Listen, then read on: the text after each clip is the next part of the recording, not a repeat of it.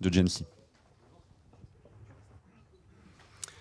Donc bonjour à tous, j'ai le plaisir d'introduire le troisième et dernier thème de cette journée sur lequel on a voulu faire un focus un peu particulier sur les données.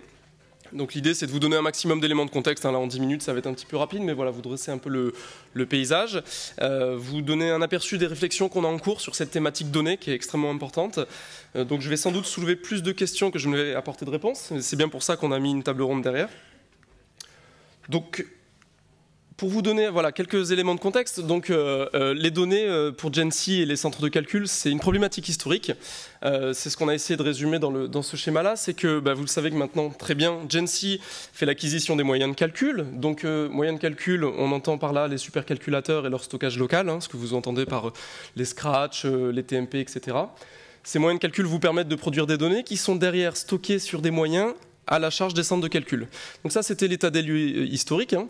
Et donc, on avait vraiment, en termes de financiers, d'acquisition, une séparation entre les moyens de calcul et les moyens de stockage. Donc, vous me direz, bon, très bien. Quelles sont les conséquences de cette séparation ? Déjà, nous, d'un point de vue utilisateur, évidemment, ça ne fait pas vraiment de sens. Il n'y a pas de calcul sans données et réciproquement. Et puis pour Gency, puis pour les centres de calcul, on ne bénéficie pas du même effet de mutualisation que ce qu'on a pour les moyens de calcul. Les moyens de stockage sont à la charge des centres, indépendamment, et donc on n'a pas cet effet de mutualisation au niveau national. Et donc la conséquence immédiate, c'est qu'un centre de calcul qui fait face à une demande un petit peu exceptionnelle au niveau des infrastructures de stockage peut se retrouver un petit peu coincé.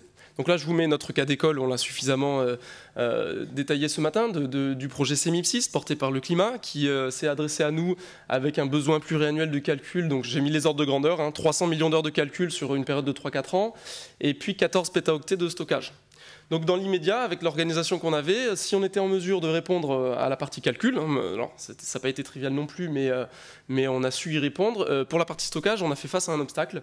Vous voyez en fait le graphe qu'on a mis, hein, la flèche, les 14 pétaoctets représentent à peu près l'ordre de grandeur de la capacité totale d'un centre de calcul. Et donc là, le centre et Gency, on s'est retrouvé bloqué en termes de financement pour pouvoir répondre favorablement à cette demande. Et puis évidemment, en termes de données, en termes de stockage, hein, on le voit dans les communautés, on anticipe vraiment une augmentation des besoins des différentes communautés. Et donc tout ça a poussé à prendre la décision donc, de faire évoluer les missions de Gency. Donc cette décision a été prise par les associés de Gency, hein, les différentes tutelles des organismes de recherche, pour réintégrer la mission stockage au même titre que le calcul dans les missions de Gency. Donc cette décision, elle date de juin 2016, pardon. Donc on parle de Gency 2.0. Hein, donc c'est que vraiment la partie stockage, comme le calcul, a été intégrée dans les statuts de Gency. Pour ça, on a obtenu un financement donc, sur 5 ans de 30 millions d'euros auprès du commissaire général à l'investissement. Alors la conséquence concrète hein, de cette évolution, on va dire statutaire, c'est que déjà, on a pu faire l'acquisition des moyens de stockage CEMIP6 et apporter une réponse avec les centres de calcul à ce besoin-là vraiment extrêmement urgent et puis volumineux. Mais aussi, d'un point de vue générique, maintenant, le stockage est une notion qui est intégrée dans nos appels d'offres Gency. On ne va plus faire uniquement l'acquisition des moyens de calcul, comme on le voit en bas, mais on va aussi intégrer la partie stockage des données globalement dans l'appel d'offres pour pouvoir, avec les centres, proposer une offre vraiment cohérente. Et donc, vous voyez en dessous, hein, le nouveau périmètre de Gency en lien très fort avec les 3 centres, c'est l'ensemble de la chaîne qui va des infrastructures de calcul aux infrastructures de stockage des données simulées. Alors, l'intégration de ces données avec le calcul pose de nouvelles questions, évidemment, et donc aujourd'hui, on est là un peu pour commencer à apporter des éléments de réponse. La première, évidemment, c'est comment on évalue les besoins des chercheurs au niveau national en termes de moyens de stockage. Pour la partie calcul, on sait un petit peu le faire. On a des graphes typiquement tel celui que vous voyez là, l'évolution pluriannuelle des demandeurs de calcul qu'on arrive, nous, à agréger au niveau national avec le processus d'attribution d'ARI. Et donc en bleu, vous voyez l'évolution des demandes, en rouge, l'évolution de moyens disponibles. Et donc ça nous donne une relative visibilité sur l'évolution des besoins en heures. Mais cette vision-là, on ne l'a pas aujourd'hui au niveau du stockage, puisque, encore une fois, elle était vraiment indépendante dans chaque centre. Donc ça montre qu'on a vraiment la nécessité maintenant de prendre en compte l'attribution des ressources de stockage au même titre que les ressources de calcul. Hein, c'est plus dissocié maintenant. Et aussi la nécessité pour Gency et les centres de réaliser un recensement global des besoins de stockage au niveau national. Donc avant de parler de big data, de nouvelles applications, moi, je voulais vraiment concentrer cette introduction sur la gestion vraiment au quotidien des données de la recherche. Parce que la première étape, elle est là, c'est comment on arrive à connaître les besoins des utilisateurs et comment on arrive derrière à prendre en compte ce besoin. Donc les premières réflexions qu'on a en cours, hein, je l'ai cité tout à l'heure, c'est sur tout ce qui concerne l'attribution de ces fameuses ressources de stockage au même titre que pour le calcul. Donc via le processus d'ARIC, vous connaissez la plupart d'entre vous pour l'attribution des heures. On réfléchit aussi à la possibilité de prendre en compte l'attribution de ressources de stockage et où, hein, donc pas forcément corrélées à des heures de calcul. Et donc ça entraîne de nouvelles questions. À ce moment-là, si on attribue des ressources de stockage comme pour les heures, qu'est-ce qu'on demande derrière comme justification aux utilisateurs? Et donc c'est là qu'on fait intervenir la notion de DMP. On réfléchit à éventuellement mettre en place ce type de pratique. Alors DMP, c'est une notion qu'on va introduire et on reviendra derrière pendant la table ronde. C'est un acronyme un peu barbare qui veut tout simplement dire Data Management Plan. Et donc c'est tout simplement un document qui va spécifier comment les données d'un projet vont être produites, sous quel format, sous quel type, comment elles vont être décrites avec les métadonnées associées, comment elles vont être stockées, comment elles vont être préservées, éventuellement diffusées. Voilà, c'est un plan qualité de l'ensemble du cycle de vie de la donnée. Et donc ce type de document, hein, typiquement, devient obligatoire pour des appels à projets européens.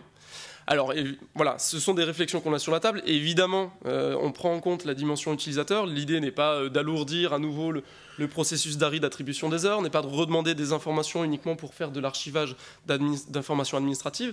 L'idée, c'est qu'on ait derrière, nous, avec les centres, une vraie utilisation de ce type d'informations.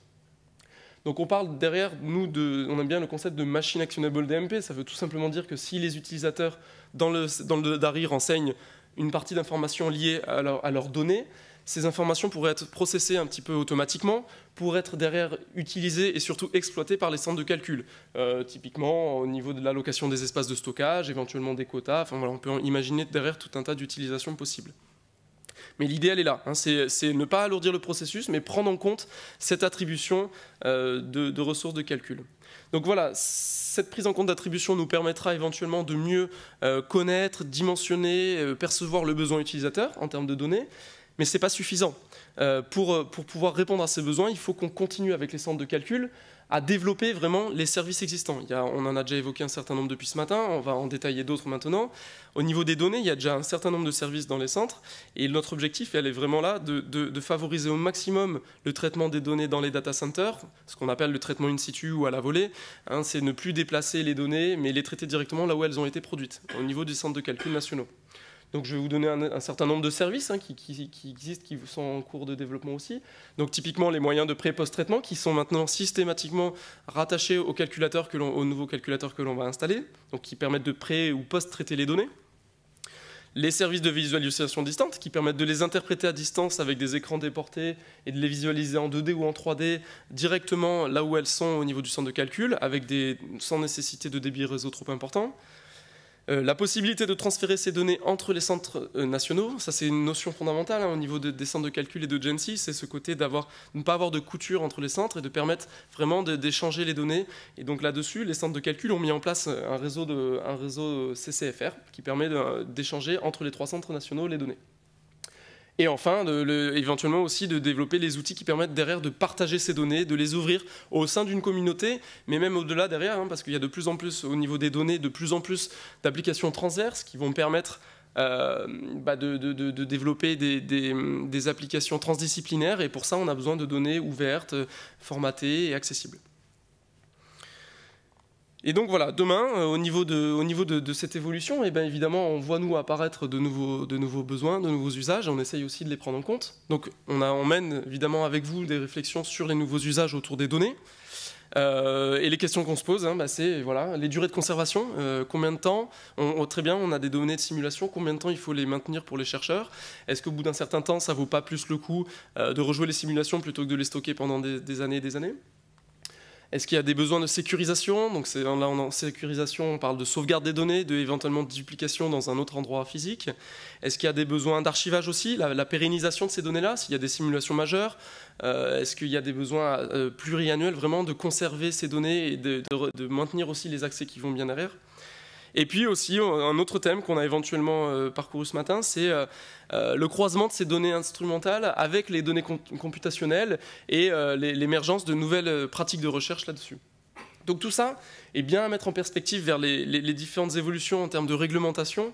On le voit au niveau européen et aussi au niveau français, tout ce qui est le contexte de l'open science.